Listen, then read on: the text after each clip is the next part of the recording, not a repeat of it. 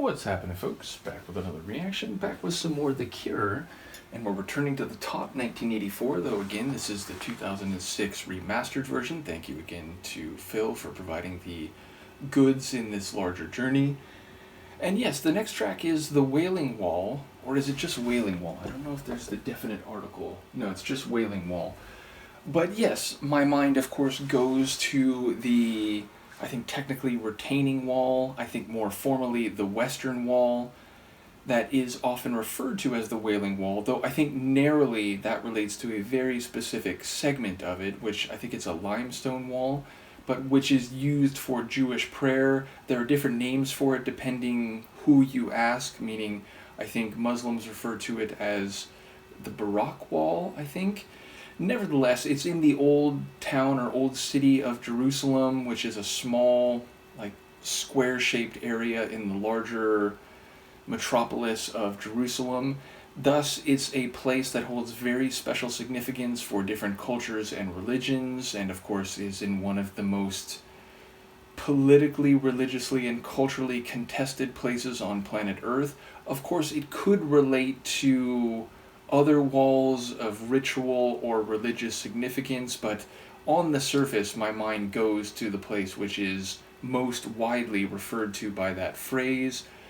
It could be something that is only related to that by extension, meaning it could be a wall or some type of physical artifact that is prayed to or interacted with in a manner similar to prayer at the Wailing Wall in Jerusalem. But yes, I don't quite know what to make of it, given that they have gone through, they, meaning The Cure, have had songs, especially on the album Faith, that relate to belief systems and the narrator's distinction from or separation from or pariah status within that type of culture and religious system. I wonder whether it could be something like that, where it's referencing that, but in relation to a personal narrative and maybe with divergence between the narrator and what is typically done or thought or felt in relation to a Wailing Wall.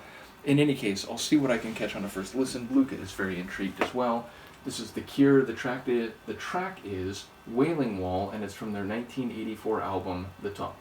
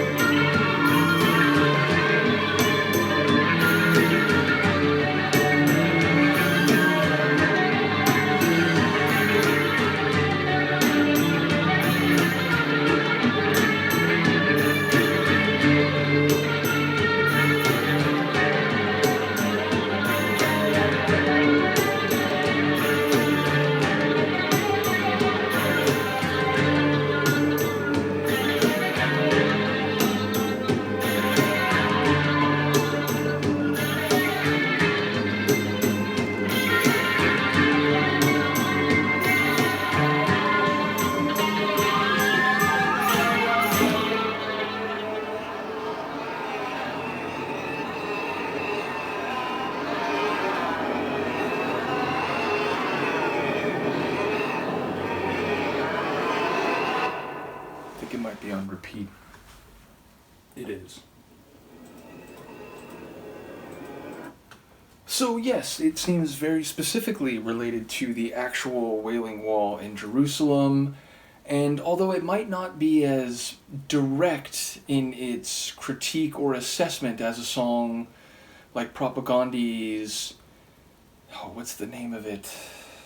I'm forgetting the name. It's on their debut album. I can't believe I'm forgetting How to Clean Everything. But in that song, there's a line that's, "Take a look at your promised land. Your deed is that gun in your hand." And in that sense, I think, it's addressing all fervent Abrahamic religionists who see that as their birthright of their particular religious culture and so on, which has led to it again being one of the most dangerous and fraught places politically, culturally, demographically, and religiously on the planet. And so I think the overall tone of this, it has this very darker, Cure sounding, brooding feel. There are sounds that emulate the wailing of people who may have, be praying for those who've been lost in these conflicts and in this struggle and in the violent vicissitudes of the region. There's a suggestion, what was it, choking air? There's a very grim and bleak image or picture painted of what's happening at this wall.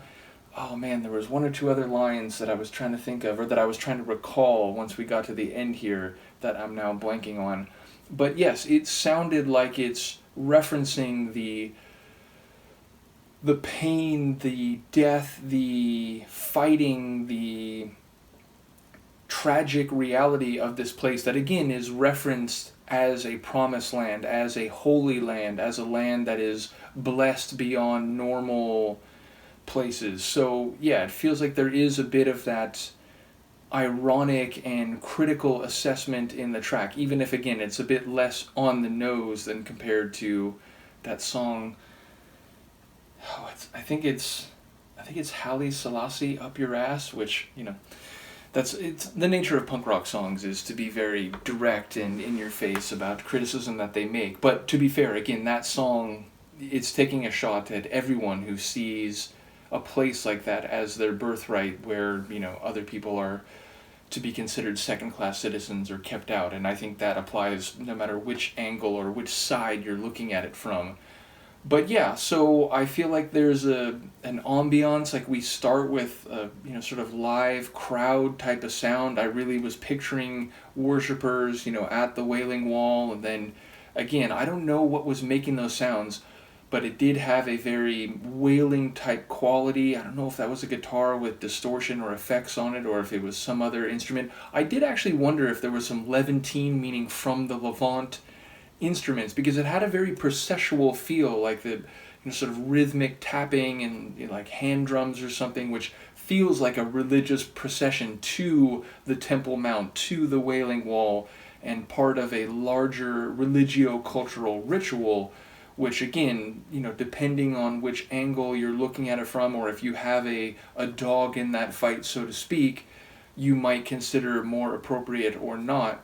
But it sounded like it was an assessment of the entire situation, the entire dynamic, and one that, if the sonic atmosphere is any clue, quite apart from the tidbits of lyrics that I caught, is a more dire and realist type of a sentiment. That, like, look, you might talk about scriptural teleology, but at the end of the day, what we see here is a lot more pain, suffering, and discord than exist in other places which are considered more mundane and which aren't Holy Land or Promised Land.